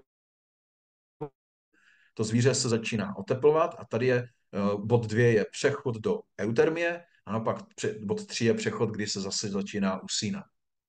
Vidíte, že to celé probuzení na maximální úroveň metabolismu je někde kolem 30 minut. A ta čárkovaná křivka pak ukazuje teplotu těla takového jedince. Tedy teplota těla se zpožďuje za tím maximálním metabolismem. To zvíře vypíná metabolismus o něco dříve, pak už začíná klesat. Teplota ještě dále roste a tady se dostane na nějakých teda těch 30 stupňů povrchové teploty. A ta povrchová teplota není přesně těch 36 stupňů, protože přece jenom měří přes srst a je trošku vždycky nižší. No a zase tady se začíná vypínat, někde v bodě 3 se vypíná ten metabolismus a pomalu se zpožděním nějakých 10-15 minut se začíná snižovat i teplota toho jedince. Tedy vypadá to, že teda metabolismus je tím primárním faktorem, ale přece jenom to bude dynamický systém, protože bude záležet také na okolní teplotě, kdy v tomto případě jsme to zvíře měřili při teplotě toho podzemí. Jiné by to bylo, pokud bychom tohoto zvíře přenesli třeba do teploty 15 nebo 20 stupňů Celsia. Energetická náročnost přitom je odlišná v těch různých teplotách. Energetická náročnost toho probuzení. Vidíte, že při hibernaci a teplotě těla kolem 2 stupňů Celsia tak spotřebovávají asi 4,5 ml kyslíku na gram, ale už při 10 stupních Celsia, což je teplota, kterou můžeme naměřit v našich jeskyních ještě stále, tak už je to o téměř 50% méně a u dalších 10 stupňů je to o dalších 50% méně. Energetické náročnosti, jinými slovy, množství energie, které potřebuje na to probuzení se do eutermického aktivního stavu. No a aby to nebylo tak jednoduché, tak tyhle ty normotermické probuzení, kdy to zvíře opravdu dosáhlo teploty nad 25 stupňů Celsia, tedy dostalo se opravdu aktivity, nějakou dobu v té aktivitě bylo a potom usnulo, tak jsou celkem jasné. S tím jsme počítali všichni, i včetně teda třeba amerických, kanadských kolegů. No ale nám se podařilo s Tomášem udělat také to, že při spárování těch teplotních čidel, toho měření té teploty a kamerových záznamů, respektive fotozáznamů, tak se ukázalo, že některá zvířata se hýbala, přestože nezvýšila svoji teplotu. Tedy něco jako cold arousal. Oni zvýšili teplotu, ale jenom trošku. Dřív se to totiž tady tyhle ty mírné zvýšení, ty mírné píky považovali za nějakou chybu prostě toho měřícího přístroje. My jsme ukázali, že oni opravdu v tomhletom se něco dělo v okolí těch netopírů, jenom a častěji, jak se blížil konec zimy, se prostě neprobudili úplně. Jinými slovy, museli šetřit energii, protože už je konec zimy, už jsem spotřeboval nějaký energetický tukový zásoby. No a proč bych reagoval úplně na všechno a ztrácel další tukové zásoby, když nevím, kdy vlastně ta zima úplně přesně skončí. Takže něco jako cold arousal, kdy se tedy probudí, je schopen vnímat, ale teplotu nezvýší tak výrazně. Druhou takovou behaviorální adaptaci je cold movement. Když jsme měli spárovaný jednak tu horní řadu, to je záznam z termokamery, a tu dolní řadu, kdy je to záznam teda z infračervené kamery. Ono to tady není moc vidět, ale tohle zvíře, které je v tom červeném kroužku, se posunulo asi o 30 cm, tak jako, že pomalinku se posunovalo o kus dál, ale přitom na termokameře nebyl vůbec žádná změna teploty. Vůbec se nezměnila teplota. Jinými slovy, byl to takový cold movement. Zvíře, které prostě mělo 5 stupňů, ale kousíček se posunulo. Posunulo se směrem od klastru, ve kterém bylo zapojeno. Něco ho tam prostě rušilo. Pochopitelně nejsou schopni se ta zvířata pohybovat tím cold movement, tím chladným posunem nějak dramaticky daleko, ale už jenom toho, že toho jsou, aniž by museli zvýšit svoji teplotu, tak jim uspoří extrémní množství energetických zásob. Otázkou zůstává, jakým způsobem je třeba tento pohyb vůbec koordinovat. Myslím tím nervově koordinovat, protože pochopitelně fungování mozku je ve své podstatě vypnuto. Asi předpokládáme, že tam bude fungovat nějak pouze prodloužená mícha, ale dřív se mělo za to, že savčí buňky a savčí nervy neumí při takovýchto nízkých teplotách vlastně vůbec přenášet vzruchy. Tady se ukazuje, že určitě ano. Řada z nás zase určitě znáte takový to klasický, když sčítá se vrápenec malý, tak takový to swing, že se, když na něj příliš dlouho se koukáte, ani na něho nemusíte svítit, tak jako pokrčí ty nožičky, anebo se teda trošku takhle jako otočí. No a my jsme při výzkumu v císařské jeskyni počítali, kolik se to stane z velké skupiny, asi 300 vrápenců, tak někteří z nich reagovali, mohlo to být pokrčení nohou, nejčastěji to byl takový ten swing, že se prostě začali lehce točit, ale neprobudili se, nezvýšili svoji teplotu. Dokonce mohlo dojít až k protahování křídel, pořád při stejné teplotě. A jen malá část potom došlo k své termogenezi, respektive kotletu, zase tedy při velmi nízkých teplotách. Tedy nějaký cold movement nebo kombinace cold movement a cold arousal v jedné osobě. Když bych měl vzít další faktory, které mohou ovlivňovat úspěšnost hibernace, tak je to dokonce tedy ta úroveň toho jedince, bude to pravděpodobně rozdílnost ve stáří a v pohlaví. Jasné, ty staří zkušení jedinci přežívají ty další zimy úspěšněji než mladí jedinci. Je také známá minimálně u těch jeskyních druhů vysoká fidelita, věrnost tomu ukrytu. Jinými slovy, když už jsem úspěšně hibernoval, umím tu strategii, která je vhodná pro tohleto zimoviště za daných podmínek, tak se tam budu vracet po každý stejně. Tyhle faktory pochopitelně ovlivňují potom i další faktory, i třeba distribuci zvířat na těch úkrytech.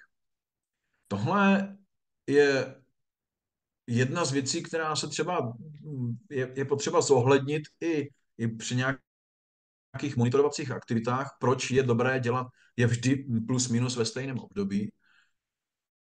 A výsledky výzkumu z Kateřinské jeskyně, které ukazují, jak se netopíři velcí přesouvají do vchodových partií, do těch modrých částí a mizí z těch stabilních zadních partií té jeskyně, s tím, že v tom posthibernačním období, to je pozdní hibernace, tedy někdy v březnu a v dubnu, tak už velká většina z nich je v té chladnější části. Důvody jsou dva. Jeden je, že ta dynamičtější část lépe odráží to, co se děje venku, aby mohli synchronizovat svou aktivitu výletovou s tím, co se reálně děje venku, kdežto v těch hlubokých částech té jeskyně tomu tak není. A druhá je také to, že se dostávají do míst, která jsou pro ně teplotně výhodnější. To ukážu za chviličku. V té kateřinské jeskyni opravdu bavíme se o téhle té části, o tom koridoru, kde jsou téměř výhradně potom ti netopíři velci a přesouvají se tam během toho zimování. Ty červené tečky pak představují záznamy jednotlivých vrápenců malých. Ti se nikdy nepřesouvají do těch vchodových částí a mají tu reakci jinou a jejich výletová aktivita je daleko častěji synchronizována s ostatními jedinci té dané populace nebo té dané gildy, tedy toho seskupení těch vrápenců v rámci té jedné jeskyně. Tedy vylétají v několika málo dnech velmi rychle z toho podzemního ukrytu. Když jsem hovořil, že se posouvají do těch chladnějších, dynamičtějších částí, tak tady vidíte měření teplotní nabídky, respektive teploty úkrytu a teploty netopíru. Ten úkryt, to jsou ty teploty, ta modrá křivka, a teploty netopíru v těch místech je ten fialové, ten box a viscous grafit. A ukazuje se, že v té chodové části jsou opravdu teploty, které odpovídají tomu nejúspornější hibernaci. Takže nejenom, že ta zvířata se tam dostávají, protože potřebují vědět, co se děje venku, ale pokud hibernují v té vchodové části, v tomto případě ale konkrétně hovoříme o kateřinské jeskyni, tak hibernují někde v teplotě mezi 2 a 3 stupni Celsia, tedy z hlediska Hemprisovy křivky v té teplotě, která je nejvýhodnější pro zvířata, která mají nejmenší tukové zásoby a je tedy nejefektivnější, co se týče šetření metabolických nákladů.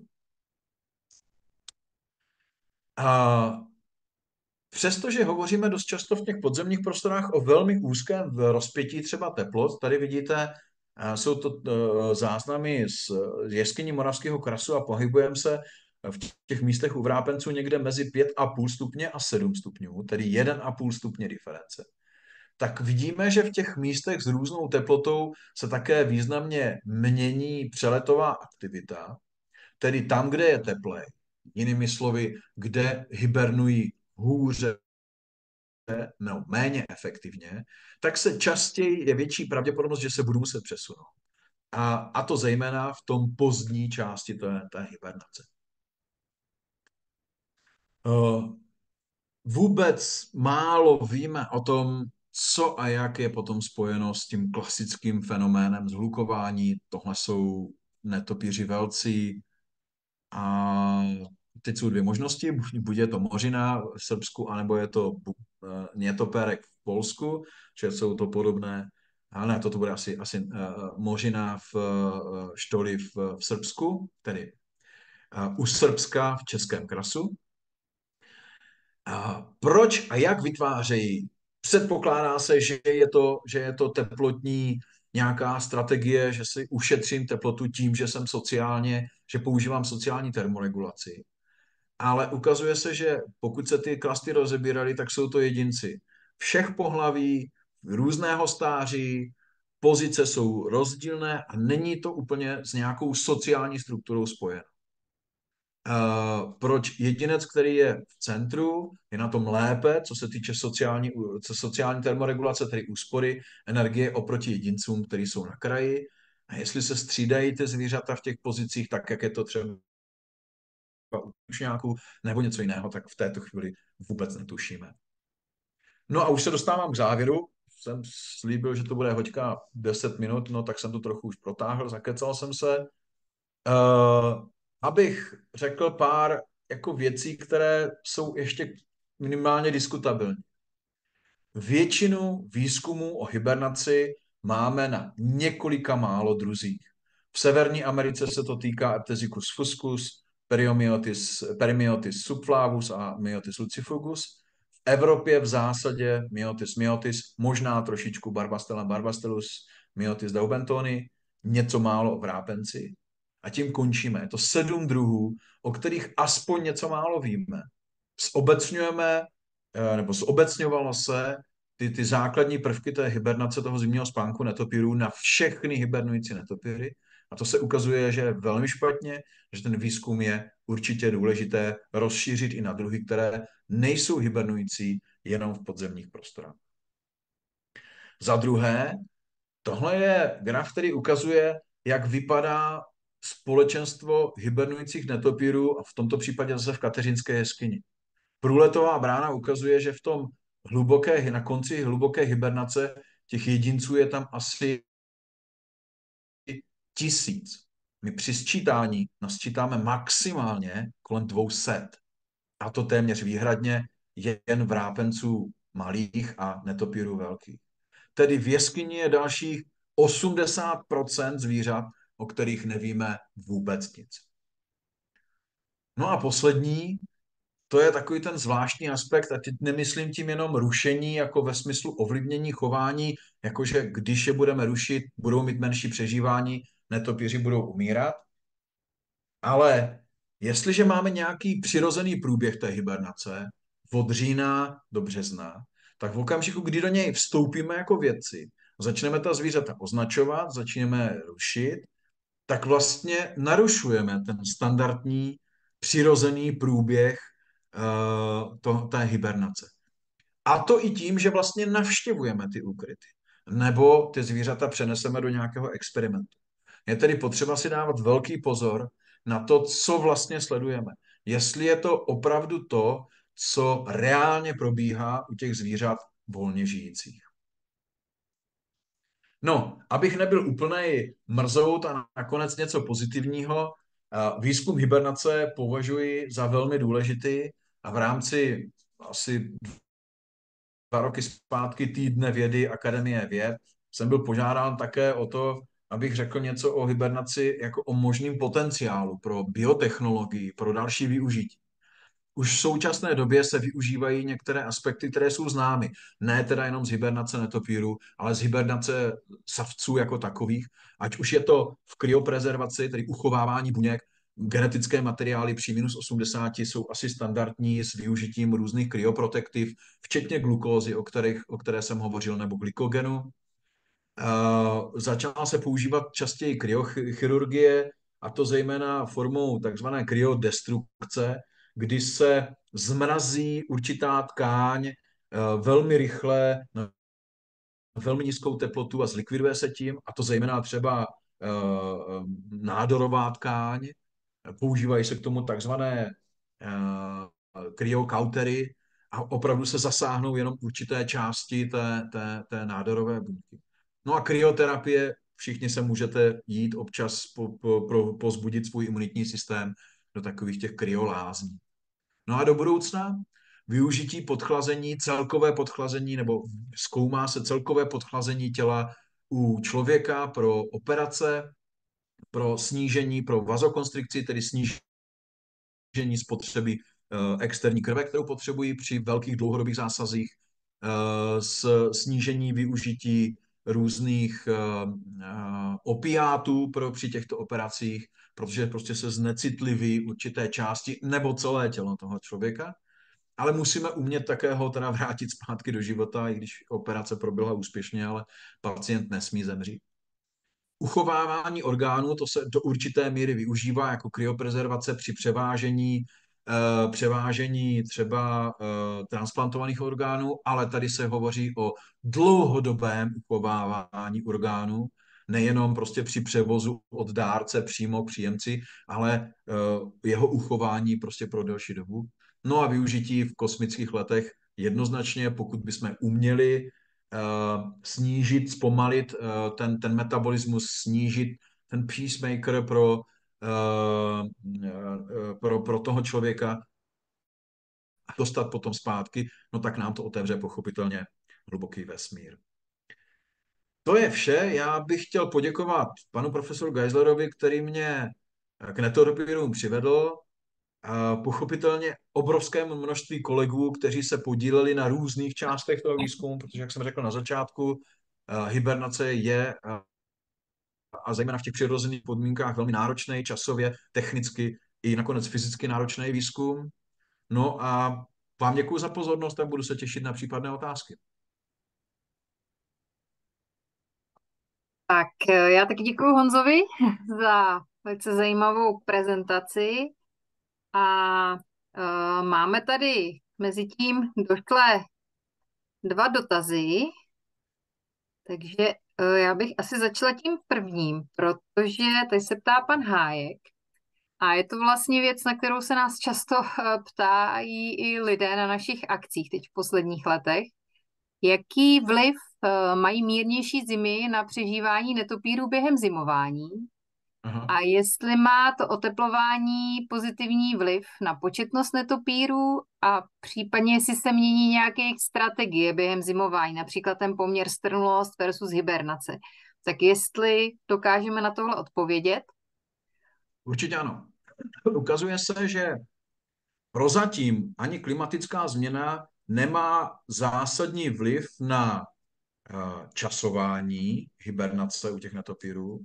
Pokud bereme průběh celé té zimy, nemá dopad zatím ani na početnost ve smyslu hibernujících netopýrů, ty dokonce pořád jako aspoň některé druhy přirůstají. A toho důvodu, že se to projeví s nějakým dlouhým zpožděním. Bavíme se teda o teplotě. Daleko větší dopad, a to vidíme na ztrátách nebo snižování početnosti u některých chladnomilných druhů. Daleko zásadnější dopad má, řekl bych, vysychání podzemních prostor, tedy ztráta vlhkosti. Ta je rychlejší, nejenom, že se zkracuje doba, kdy v těch jeskyních je přirozená skapová voda ať už z deště, nebo respektive hlavně v tom zimním období potom ze sněhu a tajícího sněhu, ale asi 3 nebo 4 roky zpátky byla konference k 60. výročí Moravského krasu a hydrogeologové ukazovali krásné výsledky, že vlastně ten vápenec funguje jako houba, byl nasátý, myšleno tím Moravském krasu teďka, nasátý obrovským množstvím vody do takových mikropor.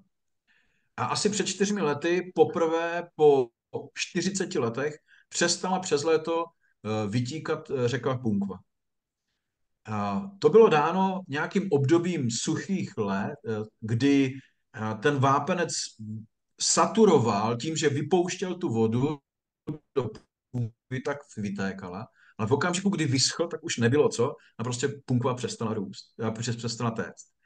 Tedy v řadě jeskyní, já jsem tento týden byl za klukama v javoříckých jeskyních, úplně stejně Martin Kůdelka mají z javoříckých jeskyní zkušenosti. Tam, kde dřív byly sintrový jezírka, tak už několik let, desítek let už i není vůbec voda.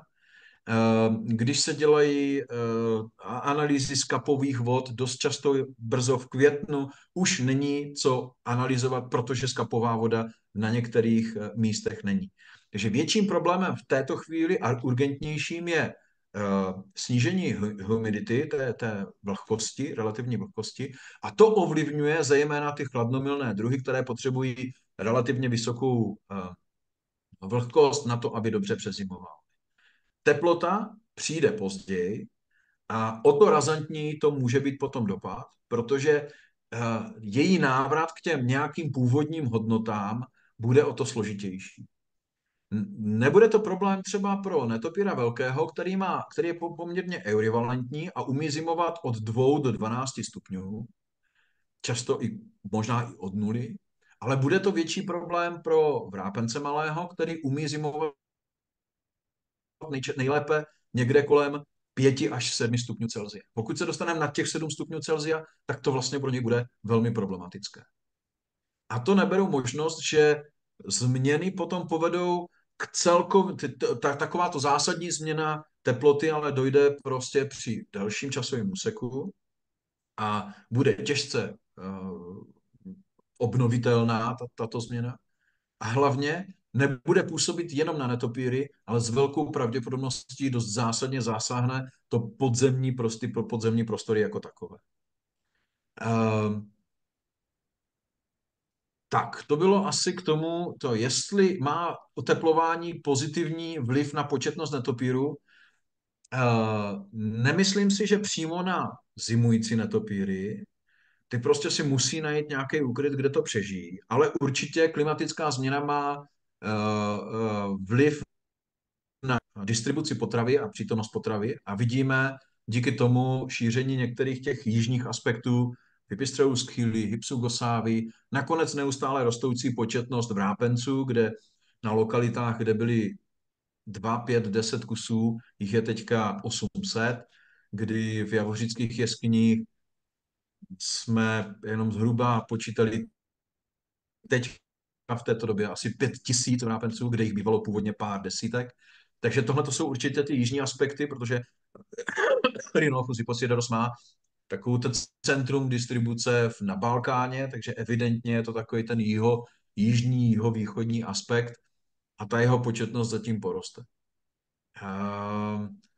Určitě se to odráží potom, jak jsem říkal, na těch snižujících se počtech Barbastel, Myotis branty, Myotis mistacinus. Tam právě naopak tyhle ty chladnomilnější druhy a druhy, které využívají nikoliv jenom podzemní prostory, ale i jiné typy úkrytů, tak tou zvýšenou teplotou dostávají na frak.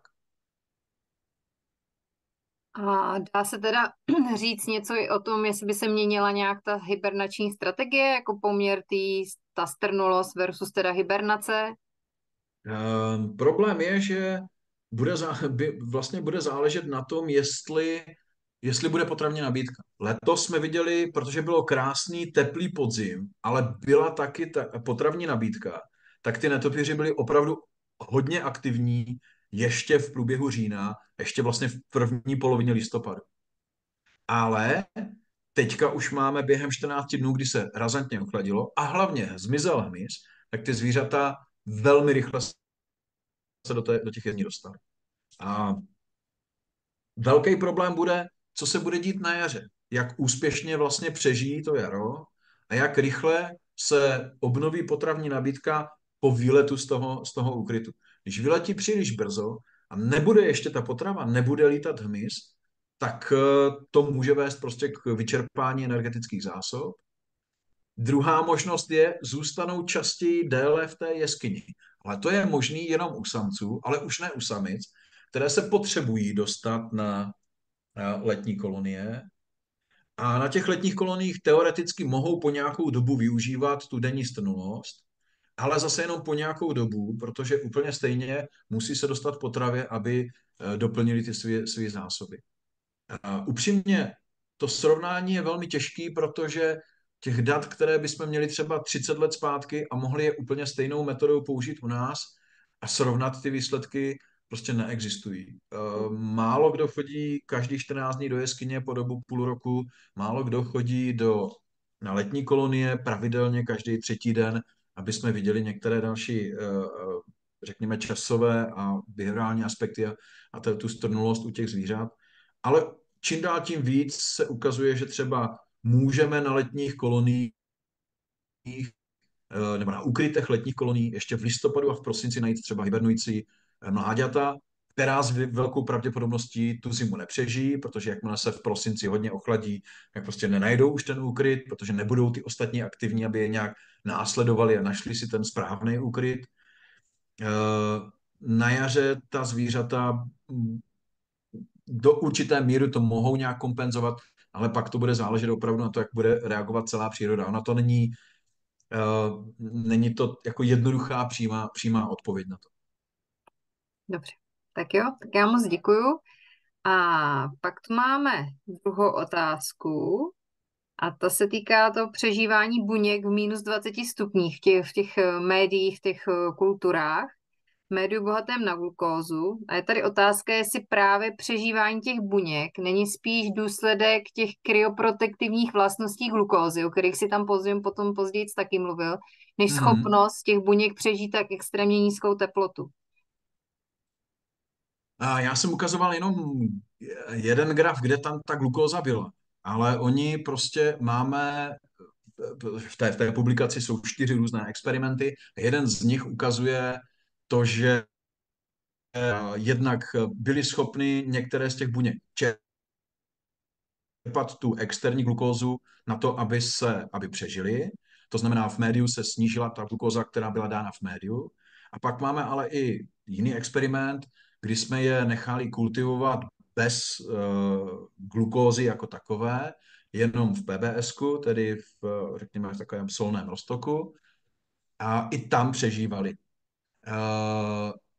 A pravděpodobně díky tomu, že sami o sobě ty buňky mají určitou větší koncentraci glukózy, prostě přítomnou sami o sobě. Když měříme glukózu v periferní krvi u netopíru, tak ty hodnoty se pohybují někde až kolem třeba 20, což je pro člověka, aby to byla těžká cukrovka. a ti netopíři to užívají.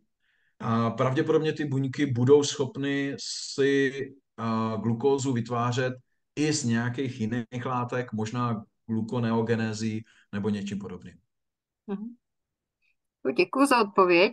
Další dotaz tady v chatu nemáme, ale není nás tady zase tolik, takže možná klidně, jestli ještě vás k tomu něco napadlo někoho a chcete se zeptat, tak klidně můžete do toho i jako vstoupit přímo. Nemusíte ten dotaz vypisovat. Pokud někdo tam je, tak stačí vlastně si zapnout mikrofon a můžete se tam buď přihlásit takovou jako ručičkou, která tam taky na té liště se vám objeví do diskuze, anebo prostě si jenom zapněte zvuk a řekněte. Asi to bylo natolik vyčerpávající, že asi Rád to, že jo.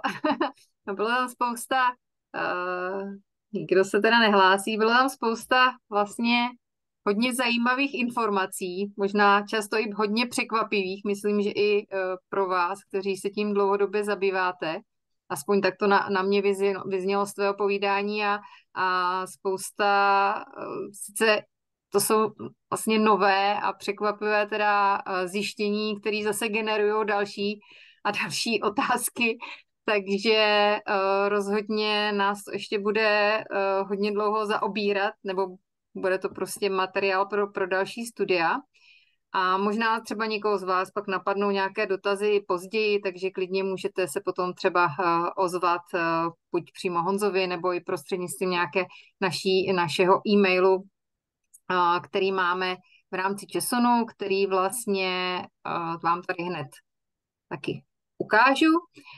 Tak protože ty dotazy nejsou, tak já vám, Honzovi, ještě jednou moc děkuju teda ještě jednou děkuju teda za pozvání.